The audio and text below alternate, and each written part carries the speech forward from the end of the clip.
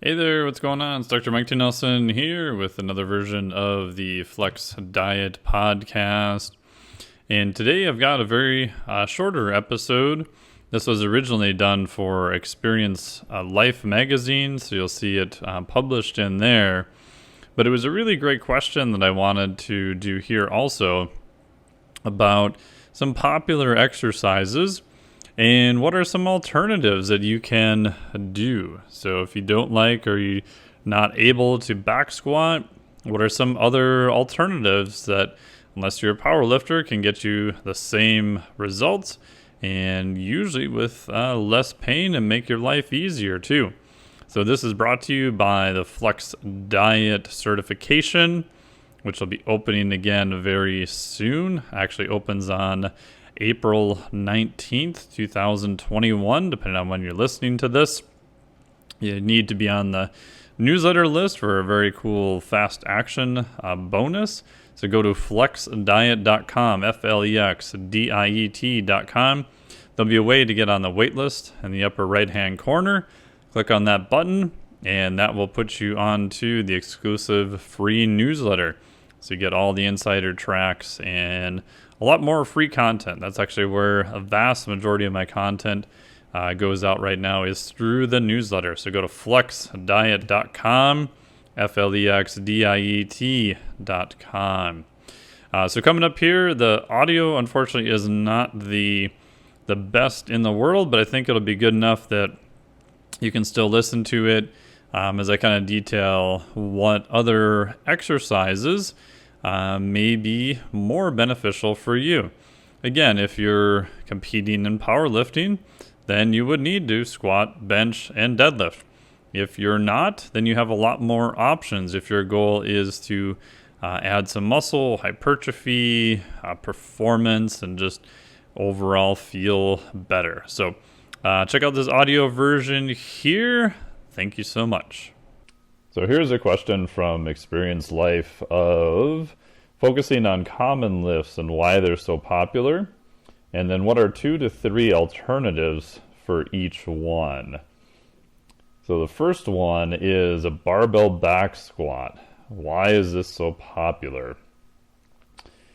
I think it's probably, and I'll answer this for most of them, just from powerlifting. So obviously powerlifting is a barbell back squat, bench press, and deadlift. You could even argue maybe a barbell back squat isn't super popular if you go to most mainstream gyms. I don't personally use the barbell back squat a lot unless I have people competing in powerlifting meets. Then obviously it's going to be useful there. I do use more of the alternatives to that.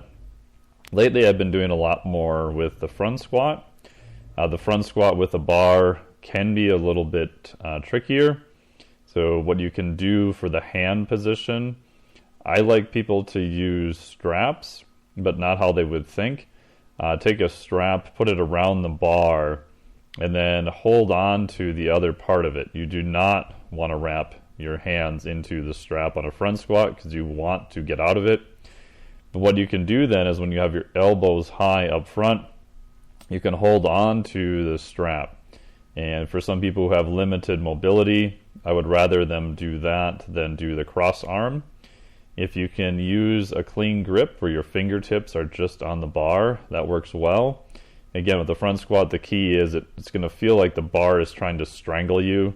And if you feel it on your shoulders, your clavicle on the front, and it's pressed against your neck, you're probably in a pretty good spot. Easier alternatives is the goblet squat, made popular by Coach Stan John, where you're holding a kettlebell or even a dumbbell in kind of a goblet position in front of you, and you're squatting down. My other favorite is a Zercher squat, and you can do this out of a rack. So you're going to place the barbell in the crooks of your elbows. So it's still going to be held out front. You're going to get a lot of load through the core because it's pulling you anteriorly out in front again.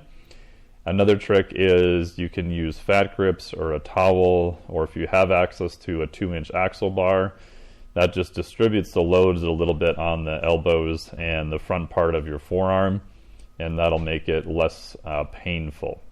The original Zercher squat was actually done from the floor. So if you really want a great mobility challenge and strength, you would deadlift it, kind of set it on your quads, bring your arms underneath, and then get it in the crook of your elbows, and then stand up. Again, I view that as a pretty advanced version with that. So those would be the 2 or 3 alternatives to the back squat. Would be a front squat, goblet squat, or Zercher squat. Next up is a conventional barbell deadlift. Why is this so popular?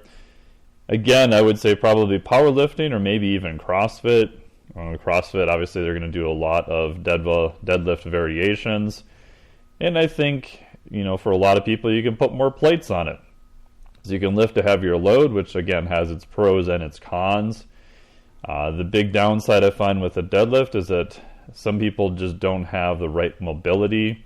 And when you're doing a barbell deadlift, by definition, the bar is going to be in front of you.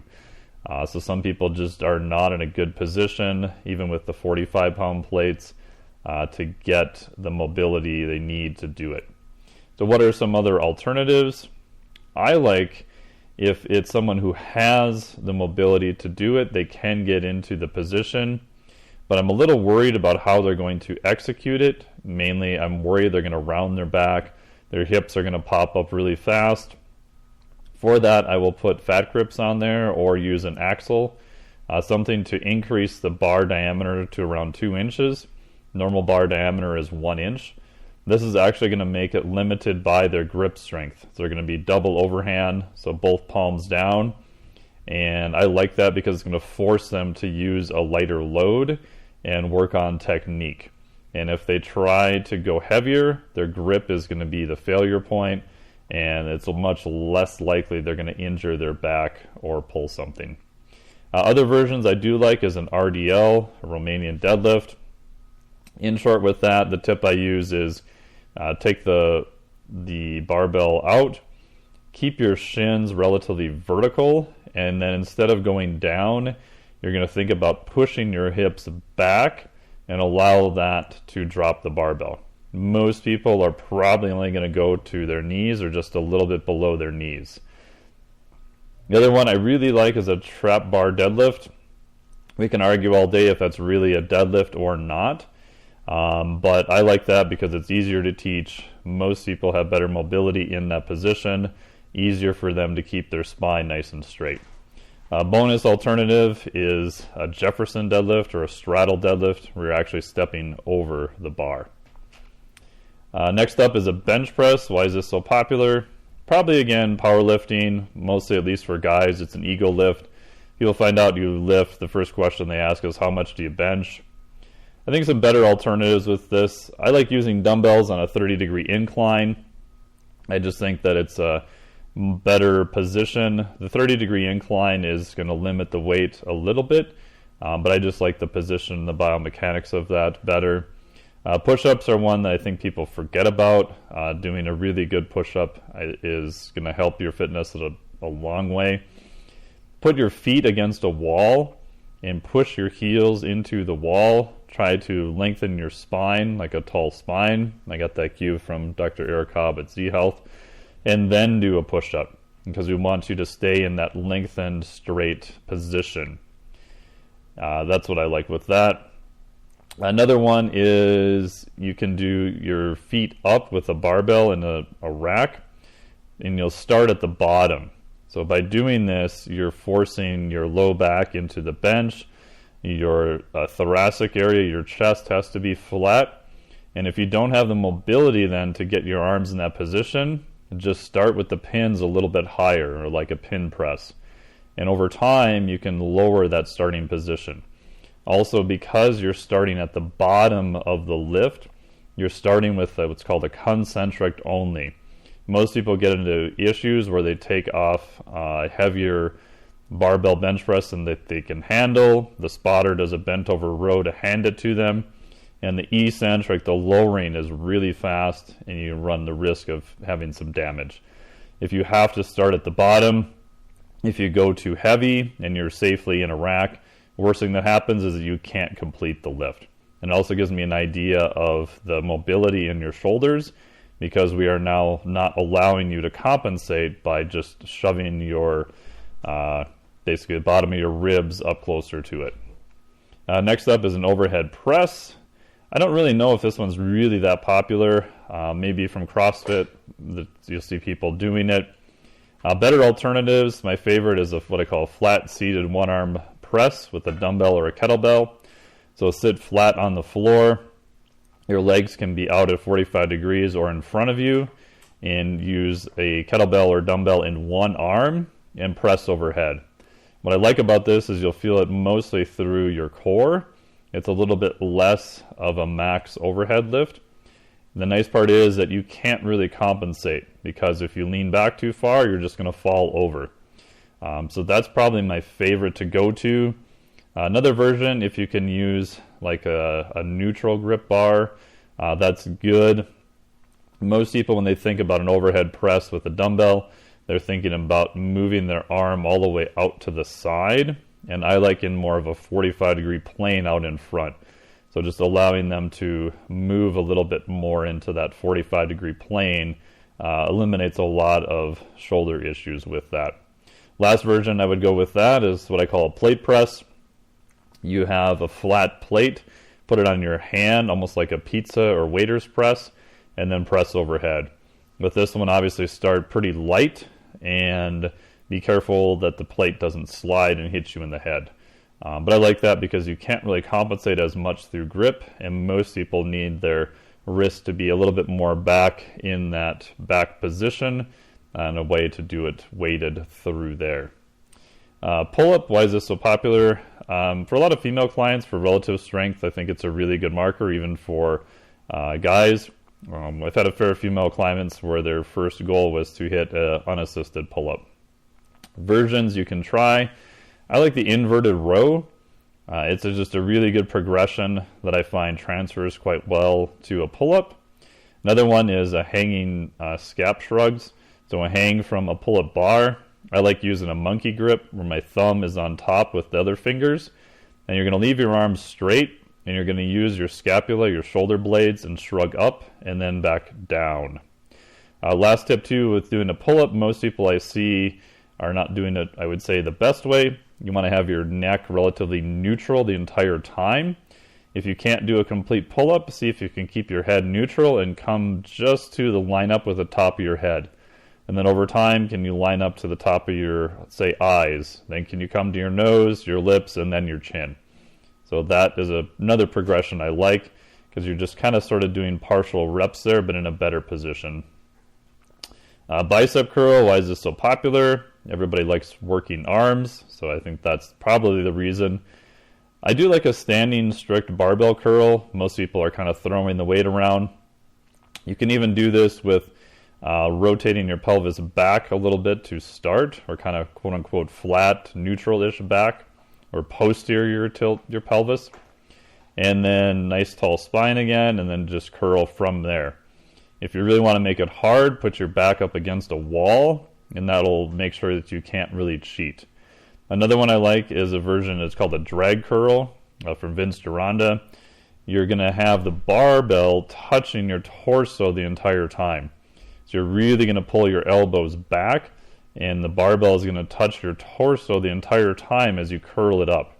If you want to make that harder, a version I got from my buddy Adam Glass, you can do iso stops, so you'll come maybe a third of the way up, pull the barbell against your torso, hold there for 1 or 2 seconds, and then come up maybe another third of the way. Barbell still touching your torso, keep pulling back, and then do another third. So those would be other versions I like for that. Last one you can play around with is a plate curl. So you're going to take a plate, put it in your open hand, put your thumb around the top, start really, really light, and then you're going to curl that way. So if you look at it, it's a wrist and open fingers and thumb on the top. This is a really good hand and wrist strengthening exercise. So those would be some of the versions and alternates to try out. Thank you so much. Thank you so much for listening to the Flex Diet Podcast. Really appreciate it. Hopefully you enjoyed those different alternative versions that you can do to some kind of classic, more popular exercises. So expanding your exercise vocabulary is always good. And if you want to learn just kind of the basic concepts of exercise, I do cover that briefly in the Flex Diet certification. Most of the certification is focused on nutrition and recovery, but we do have an entire module in there that talks about the basics of exercise programming, because exercise and nutrition go hand in hand. So one of the key concepts I talk about in the certification is the concept of macro matching. When you want to match your macronutrients to the exercises that you are doing. The other concept is a macro mismatching. So when you may want to purposely mismatch your macronutrients. The main examples would be when it may be advantageous to actually do higher intensity exercise that normally uses carbohydrates, when you may want to do that on a low carbohydrate environment. This could be from your diet. This could be from lower liver glycogen, or purposely lowering muscle glycogen and doing some high intensity exercise. Now again, like all things, there's pros and cons to when you would want to do this and why you would want to do it. So those concepts we all cover in the Flex Diet certification that opens again on Monday, April 19th. It'll be open for 1 week. If you're listening to this, you can go to flexdiet.com. Once it is open, most likely we'll have a redirect on that page. And then if you want to get on the newsletter to have all the insider information, go to flexdiet.com. Normally there'll be a little button there when it's not open that you can get onto the wait list. That'll put you onto the newsletter right away. So thank you so much again for listening to this. Really appreciate it. Talk to you all soon.